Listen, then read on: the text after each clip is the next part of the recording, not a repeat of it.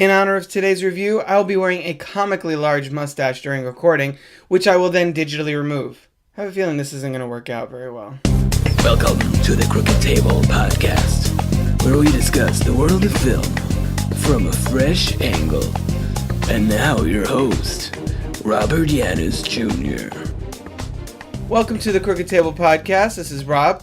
On this episode, we're going to unite the six for an in-depth spoiler conversation about the new DC Extended Universe film, Justice League, directed by Zack Snyder and no one else, entirely no one else. This is only Zack Snyder's vision, but we'll get to that in a second. Normally, this is the part of the episode where I tell you guys other things I may have been watching other than the featured review or, new releases or whatever, but I really kind of been focusing mostly on older films lately. I have Colossal as my next newer one from this year that I'm catching up with. I've heard nothing but good things about that. But other than that, I've been going back watching old Taika Waititi films that I had yet to see. I just saw Eagle vs. Shark. And actually the Rocky franchise and the Planet of the Apes franchise. I've seen all the Rocky movies, I think, like a million years ago when I was a kid. And with all the Creed 2 news coming out on a regular basis, and that film coming out, I think I don't even know if they announced a release date, but I felt like it was time to go back and we'll revisit those. Saw the first one recently, and it still holds up. It's a great film, as if you guys didn't already know. And the Planet of the Apes movies, the original series, I saw the first one a million years ago.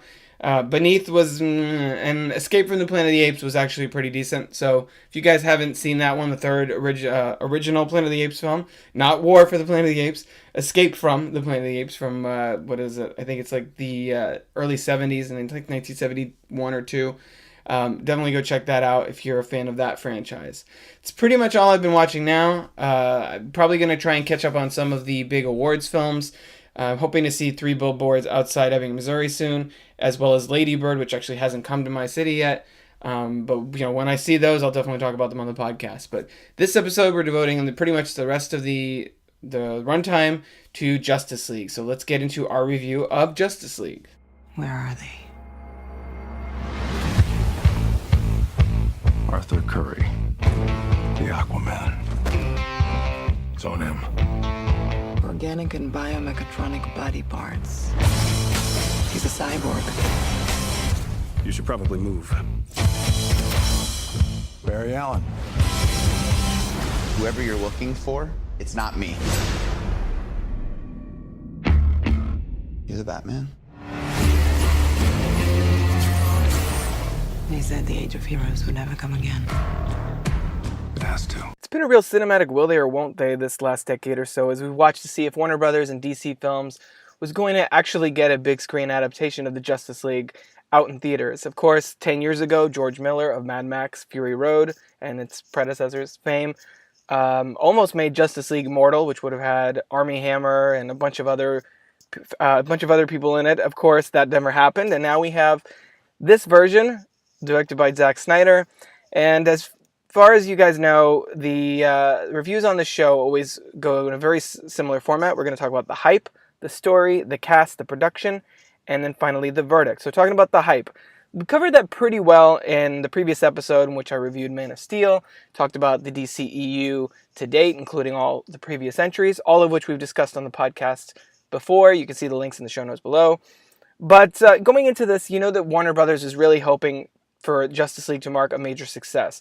This would have been confirmation of the new direction that the DCU is going in the wake of Wonder Woman's success.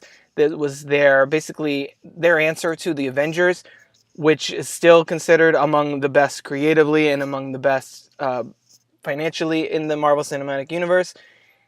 And, with the way that this went down, obviously we had all kinds of production issues going on.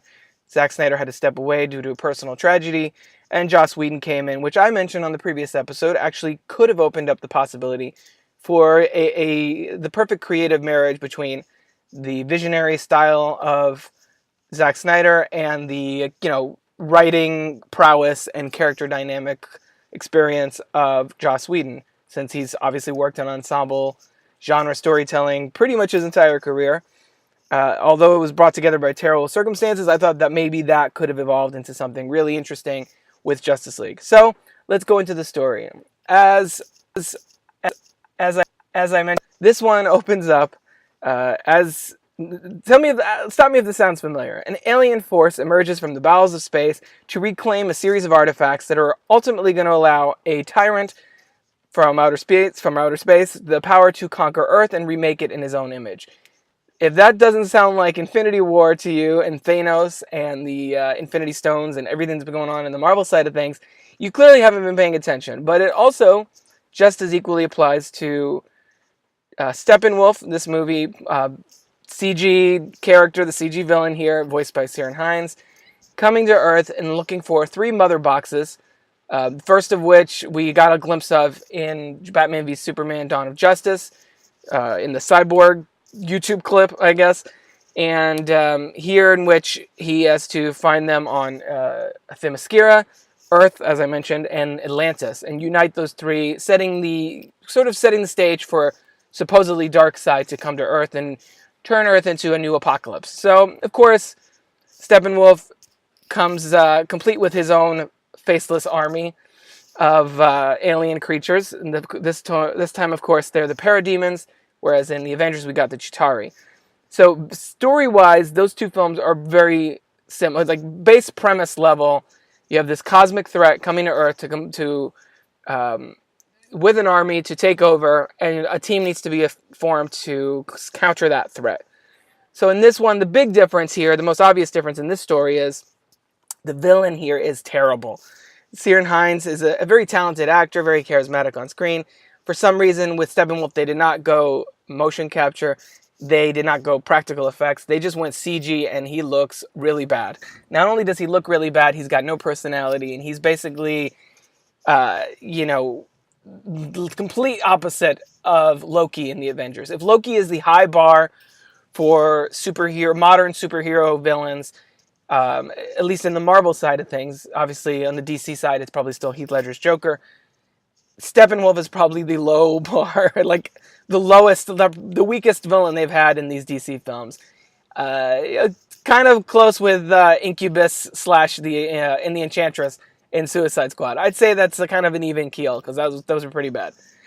Worse than Zod, worse than Lex Luthor, worse than Ares. It's really bad. And not to make things worse, the pacing in this film is very uneven. It jumps from Joss Whedon level comedy to Zack Snyder level stakes, and it goes back and forth. So if you're watching the film and you know about all the drama behind the scenes, it's pretty easy to pick out, well, this feels like a Joss Whedon scene, this feels like a Zack Snyder scene, and those, because of that, the tone sort of shifts back and forth.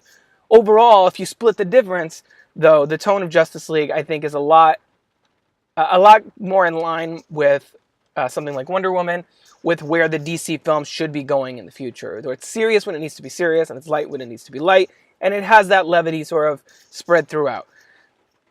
Thanks to production issues, of course, though, the Superman subplot, which becomes a major thing in the third act, this shouldn't be spoilers for anybody that pays attention, but Superman does reemerge in this film, but when he does, it's in a very ham-fisted way, and it feels like his entire subplot was very, very much part of the reshoots. Of course, that is even more apparent with what I'm lovingly calling Mustache Gate.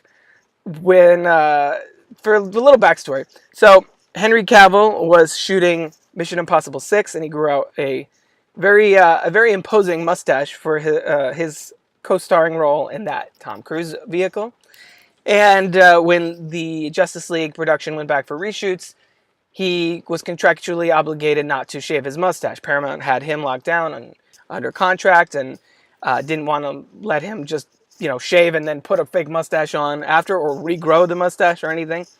So they basically digitally removed his mustache in all of the reshot footage. That's very obvious in the beginning scene here, with the cell phone video of a little kid interviewing Superman. It's obvious in the mid-credits scene with the Flash. Those are probably the most egregious examples of it in this movie, though every once in a while he has very a swollen jaw effect because of the CG that they tried to do on his face. And it makes it really obvious which scenes Joss Whedon did. And I guess we're getting ahead of things a little. This was supposed to be more on the production side of things. But because of that, his storyline obviously was very much reworked. This film does a lot of work to position Superman as a symbol of hope. I think it does it in a ultimately successful, though choppy way. Definitely positioning Cavill as, completing his arc over these three films. Between Man of Steel, BVS, and Justice League, he's clearly supposed to now have gone through all this angsty stuff, and coming on the other side, the symbol of truth and justice, and the American way, or the global way, because, box office and all that. So, but because of the reshoots with Superman, his return comes very much out of left field, and essentially brings the story to a halt. It feels like we get a, sort of a, not a bottle episode, but like a tangent episode in the middle of this Justice League adventure. And in that way, I guess the film does feel very much like a live-action Saturday morning cartoon. That's not necessarily a detriment. I think these characters, this whole concept, it is inherently, far-fetched and supernatural and all that. And I think when movies embrace that element, especially when you have a guy that talks to fish, another guy that runs really fast, gods and alien creatures and all that stuff, I think sometimes it helps to toe that line between taking yourself seriously and sort of deflating that seriousness periodically. And I think Justice League does a much better job of that, probably, than most of the DC films we've seen thus far. Some standout moments in here. There was, of course, I think one of the moments that everybody's been talking about. So Superman comes back, the Justice League sort of confronts him, and the Flash tries to sneak around on him, and Superman's eye, of course, shifts to the side. That was a great moment, and it feels like one.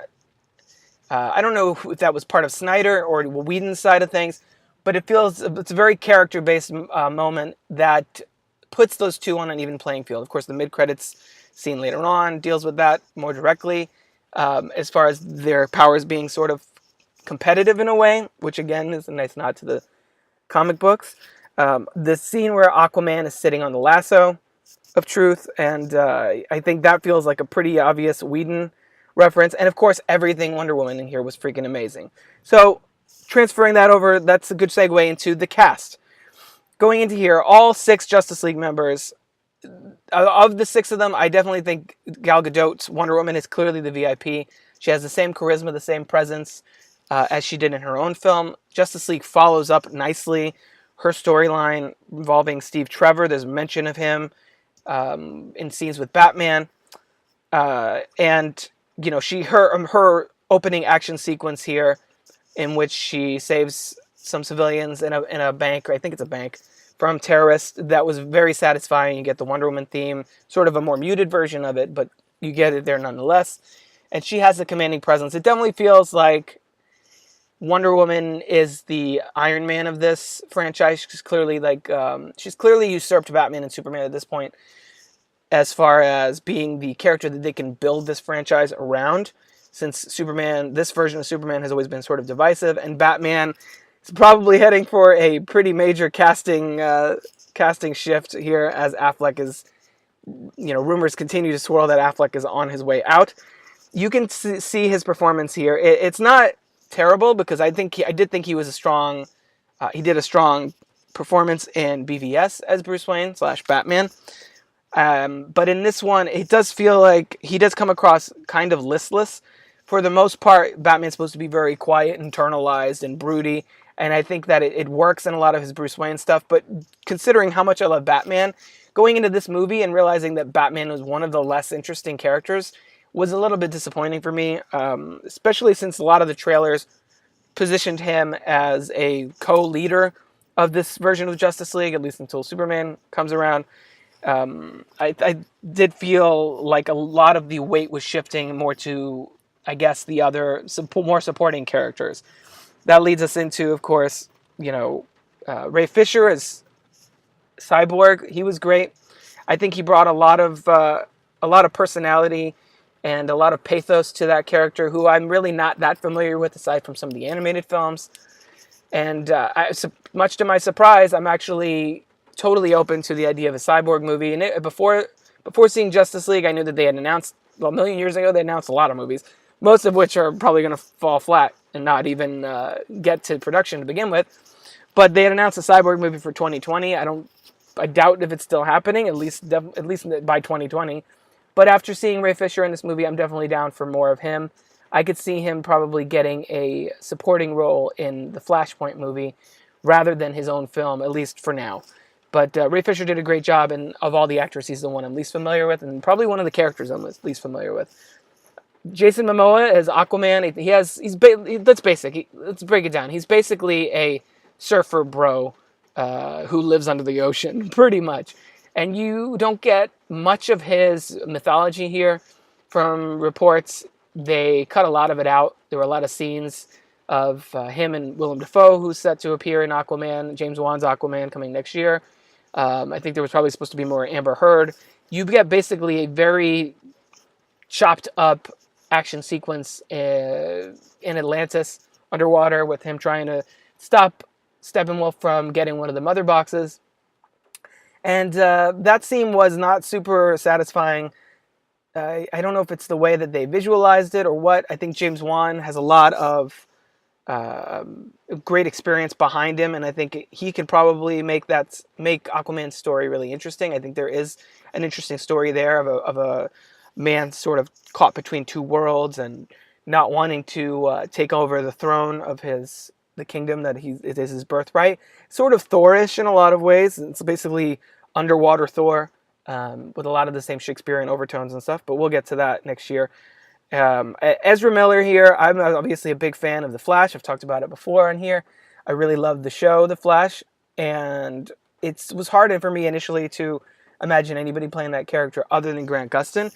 But I think Ezra Miller has a very interesting, albeit very slapsticky, comic relief take on the character.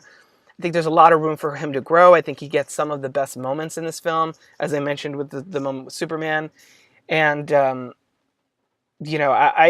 I could see him growing to become an integral part of the DCEU. Especially if they go through and they do sort of a soft reboot with Flashpoint. I think it's pretty clear here that Ezra Miller and a lot of these other cast members, actually, with the exception of probably Affleck, are pretty comfortable in these roles and probably around for the long haul. So going with the last Justice League member, who I guess is the surprise one, but not really, Henry Cavill here, it seemed kind of oddly disconnected and flat at times. Like I said, the fact that the mustache thing happened didn't help, and his character races through a lot of story really fast, being brought to life, being sort of Dark Superman for about 5 minutes, and then basically spending most of the rest of the third act reacclimating himself until eventually he joins the fight. I like where the character arc for Superman ends when all this is said and done, and I'm looking forward to seeing Cavill do some more with it going forward.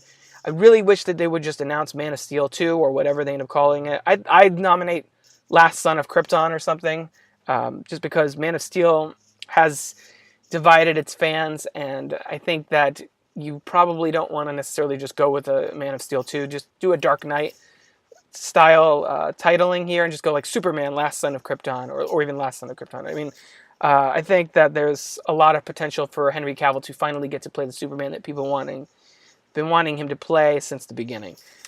Going into everybody else, there were a lot of underserved supporting players here. Amy Adams is in here basically to be Superman's I guess, soft spot to be the one to snap him out of it. And that really was very underplayed payoff, I guess. A lot of people have been saying about how that's supposed to be the payoff to the Flash vision or nightmare sequence in BVS, that Lois Lane is the key. And if that's, I mean, at this point, there's such disconnect between BVS and Justice League. I think that they should just say, oh, yep, that was it, and then move on, because better to start fresh. Let this be the Days of Future Past, sort of this contained mess of a film, and then, start fresh from here going forward. Jeremy Irons was great in the moments that he had. Didn't have that many of them, but, regardless whether or not Affleck sticks around, I like to see Jeremy Irons still be a part of this thing. Joe Morton is always messing with technology, whether it's in Terminator or in the DCEU. He's great here as Silas Stone. I would expect he would have a pretty big role in the Cyborg film if that happens, or, just pop up going forward. I really hope, and I think I've sort of touched on this already with the Aquaman thing, but I really hope that we do get an extended edition of this film, because I'd love to see more from some of these people. Amber Heard has basically one scene, and she's fine as an actress. I don't really think she brings a lot to the screen, at least not in this film. Maybe that'll change next year. J.K. Simmons is great as Commissioner Gordon. J.K. Simmons is great in everything. I just say more J.K. Simmons everywhere. Let him continue playing Commissioner Gordon. Let him go back to Marvel and play J. Jonah Jameson in the Spider-Man Homecoming sequel, and just keep him around and everywhere as long as it's his tempo, as we all know. Billy Crudup in here as Henry Allen. He was great. It's hard for me now to see anyone other than John Wesley Shipp in that role, but he was fine here, and the fact that he played Dr. Manhattan in a previous Zack Snyder film and is sort of playing another DC character here, I thought was kind of a fun little nod. As I mentioned, Ciarán Hinds was fine. He just did voice work. He didn't do anything, motion capture or anything. I wish that he would have done that, or that they would have just put him in makeup. But as Steppenwolf didn't really give him much to work with, it's not his fault that this villain falls ridiculously flat. Of course, it's not enough time to develop a lot of those characters thoroughly, but hopefully the pieces have been laid here, and we can take this forward and give us a lot more of these characters going forward. It's part of why the MCU approach was so satisfying, is that we got to meet all these heroes and their respective worlds individually, and then when they did come together, it felt you were emotionally connected to each and every one, as opposed to in here, you're sort of, it depends on the person whether or not you're going to give a shit about Aquaman, Atlantis, or Amber Heard. When that sequence comes, it feels shoehorned in, even though it's not shoehorned in, because we don't know who any of these people are. And I think had we gotten an Aquaman movie and a Flash movie and some of that beforehand, not necessarily a Cyborg movie beforehand, because this film sort of squeezes in a little bit of his origin and him coming to terms with his powers. I'm thinking, of course, of how the animated film Justice League War, which sort of serves as a Cyborg movie, Cyborg origin movie, and then dovetails into a Justice League movie. I think this one is pretty clearly modeled after that animated film, and of course this comic book storyline that it's based on, the New 52. So, I hope that going forward, DC has learned its lesson not to force these big team-ups prematurely, and can be a little more patient when it comes to laying these stories out there. Going into the production here, so I already talked about Mustache Gate, as I like to call it. The visual effects there were really bad and really distracting. Some of the visuals also, especially in the third act, feel like they're ripped straight out of a mid-90s film. There's that scene in whatever country they're in where this Russian family's being chased, and there's like these, I don't know what they are, tentacles or whatever, something coming out of the ground, and it looked like something from Mortal Kombat Annihilation or something like that. It was really disappointing, considering this movie's like $200 million budget, or no, $300 million budget, I read. The score here by Danny Elfman is fine. It feels very similar to the Hulk music that he did in 2003 for Ang Lee's film. And I love that they have the old themes in there. There's hints of the original Batman theme. There's hints of the original Superman theme. By original, I mean Danny Elfman's original Batman theme from '89. Of course, John Williams for the Superman the movie back in the 70s. The editing here was kind of choppy. I do feel like that's kind of unavoidable in some of these movies. The Avengers first act is very much, here's Hulk, here's Thor, here's Iron Man. It's just like jumping from world to world. So that didn't bother me so much. I do, like I said, I really think we need an extended version. From what I've heard, WB basically laid down a mandate that this film had to be under 2 hours.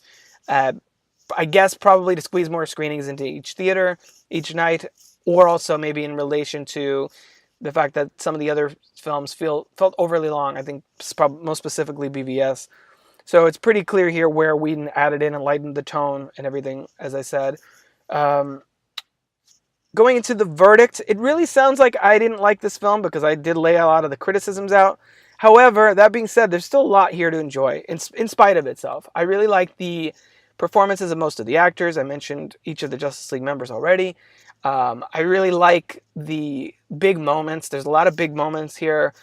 Superman's return itself was a little underwhelming, but the confrontation with the Justice League was fun to watch.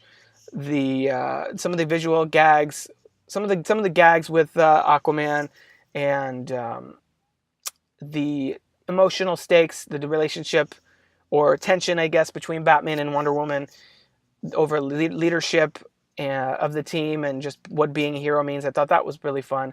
The Flash's arc and his emergence, his reluctant hero role in this, and Batman sort of being a mentor to him, that whole save one person, that was a great moment that really worked for me. A lot of the backstory for these characters, I think what was here really worked. I actually just think we needed more of it. The production issues with Joss Whedon and Zack Snyder and who did what, I think it mars this film in an unfortunate way. But I still found a lot of, the little boy inside me who grew up watching Batman the Animated Series and the X-Men Animated Series and all these superhero shows and playing the video games and watching the 90s Batman films, that kind of thing. Really found a lot to enjoy here, even though obviously the filmmaking is kind of sloppy and the shared universe itself is still struggling to find itself. It still hasn't hit its groove. I think this might be the film that helps it get there. If you recall the Marvel Cinematic Universe, the first Phase 1, Iron Man was good, yeah, but Iron Man 2, the Hulk, are still considered two of the weakest. And Thor and Captain America Captain America, the First Avenger, are solid films, at least my opinion, but neither of them is considered the apex of that franchise. I think, we've already had two great, in my opinion, before Justice League, we had two really solid DC Extended Universe entries with Man of Steel, which I still stand by, listen to my last episode, and Wonder Woman, which is universally loved. So 2 out of 4 previous films working is a 50-50. That's not bad odds. And I think so. It feels sort of fitting that about half of Justice League works and then half of it is a fucking mess. Of course, for me, as a fan of the genre, as a fan of these characters, as a fan of what DC is trying to do, it's hard for me to come down too hard on them when I did ultimately enjoy the film. Mustache Gate, which Kai, by the way, noticed without knowing anything about it. I wanted to make sure I mentioned that. So everybody out there saying, I didn't even notice it. I think you were looking for it. I think that you're full of shit, because my wife knew nothing about this whole mustache thing. She's just like, Superman looks weird. And I was like, I'll tell you later. And when I told her, she was like, oh, that's weird. Visual, that kind of stuff, it messes up the movie. I really hope, I don't think this is going to happen, but I would really love Warner Brothers to go back in and fix that a little bit, whether you put a beard on Superman or something, because that really bums me out and it's very distracting. Some of the CG is a mess, but if we get an extended version to flesh out some of the characters and, maybe restore a little bit more of Zack Snyder's vision and put it slightly more in line with BVS and Man of Steel, so it feels like a culmination of those storylines as it was intended to be, a sort of Superman-led trilogy of DC films. I think that that would help. This is really proof positive that Snyder's role, while instrumental in the franchise, I think probably should come to an end. I think he's done everything he can with these characters. I don't think we need to see more of him do Batman or Superman. I'd love to see something else happen, because Justice League, I think Whedon's influence was there to sort of smooth out some of Zack Snyder's storytelling weaknesses, and I think that we really do need some fresh blood here. Now, whether Patty Jenkins or James Wan or somebody is going to come in and sort of be the Russo brothers or the Jon Favreau or whoever of this franchise, I think that remains to be seen. What filmmaker will sort of take over from this point. I could see Patty Jenkins staying exclusively to Wonder Woman movies. I don't think she wants to get involved in the shared universe stuff very much, and the fact that Wonder Woman's films are probably going to mostly precede her appearance in BVS.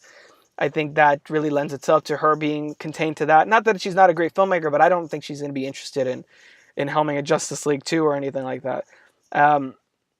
I think that the DCU is definitely in serious jeopardy, especially with the box office returns for Justice League. It came in about 94 million, way below expectations, about less than half of what the Avengers made, and significantly less than Wonder Woman and the other DCEU entries. So something needs to happen here. They need to pivot, and I think part of that should be focusing more on Wonder Woman and getting a new Batman in there sooner rather than later. As soon as they just pull that, if Ben Affleck's going to bow out, I'd rather he bow out now or after a Flashpoint movie or something than midway through Matt Reeves' planned Batman trilogy. Whether you stick Jake Gyllenhaal in there or you take a different Batman approach. I actually wrote an article for monkeysfightingrobots.com that I will put in the show notes below, kind of pitching other ways that Batman could be handled in this franchise going forward.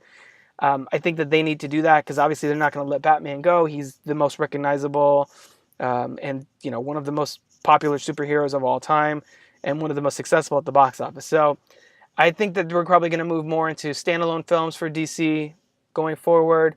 Maybe mini team-ups like Cyborg showing up in a Flash movie, that kind of thing. But I doubt we're going to see another Justice League movie at least for a while, which I think is not a bad thing. I think they've gotten this far with this, and most of the responses to the performances of these characters was positive.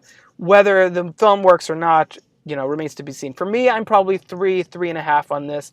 I know that's slightly high. That's pretty high compared to most people, but ultimately, all the flaws aside, I did really enjoy the movie. Is it a mess? Yeah.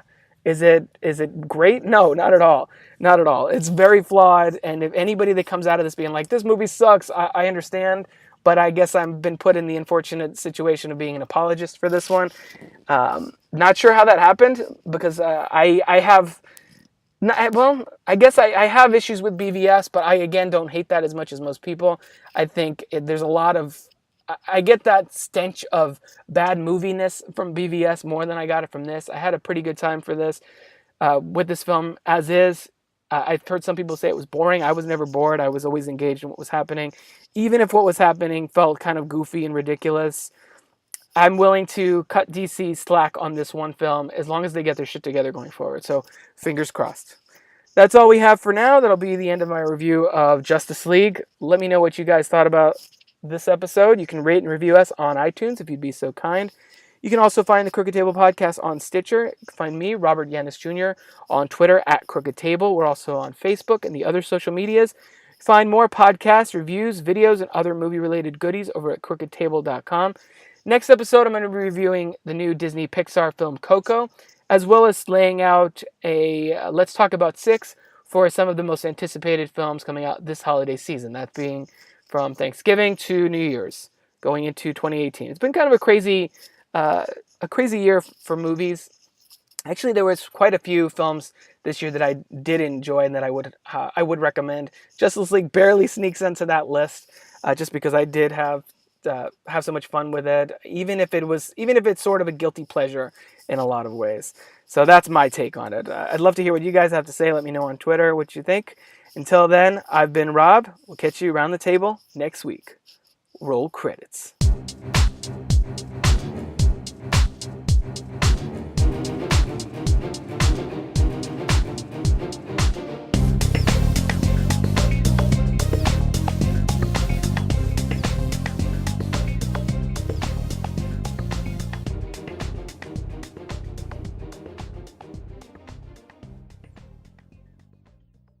This has been a production of crookedtable.com. All rights reserved. CROOKED.